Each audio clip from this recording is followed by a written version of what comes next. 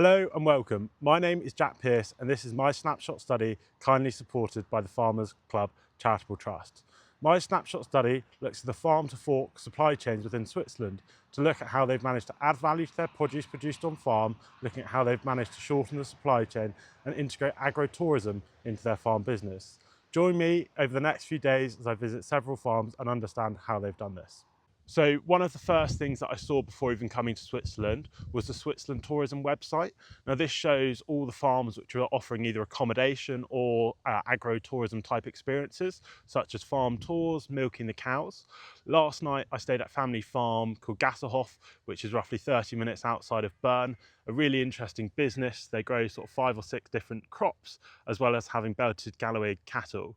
Really interesting to see how they use the produce on the farm, both to sell to people which stay in the accommodation, but also as part of the breakfast service. So this morning I had bread, which was from the wheat on the farm. I had chorizo, which was from the belted Galloway cattle. I had cheese, which was from a neighbouring farmer, and I had apple juice, which was literally produced less than 10 metres away.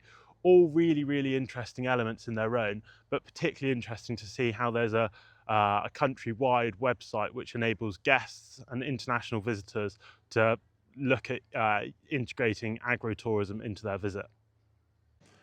The average farm size in Switzerland is only 30 hectares, meaning labour is a massive limiting factor. The farm contractor I was with this afternoon has over 800 farm clients. I'm currently in a farm shop, and again, labour is a huge hurdle to climb over. One of the things this farm has done to limit the labour input is by having self-checkouts, meaning that nobody needs to be here 24/7. The other thing they've done is they've used an app called Twint, which allows me to buy something and pay on my phone, meaning there doesn't need to be an exchange of cash. A really interesting way to limit the labour input. Another way Swiss farmers are shortening the supply chain and adding value to their produce is through innovative ways to engage the consumer. So one of the ways I found within the mountainous parts of Switzerland down in the south is sponsor a cow type offering. This is where a consumer can sponsor a cow and essentially get the dairy products, in this case cheese, which I thought was an interesting way to link the consumer with the produce. In the arable sector, the way they do this is through small farms collaborating and sharing resource to provide flour, which I was kindly given. And I think this is a really interesting way to link the farmers with the consumer and ultimately drive value within the supply chain and agricultural sector out here. So my 3 key takeaways for my trip to Switzerland. The first was looking about engaging the consumer and telling the story of how the produce was produced. They did this through innovative ways to market produce direct to consumer. My second was that actually there's no such thing as a small farm shop. Some of the largest farm shops which I visited started out as tiny little sheds on the road.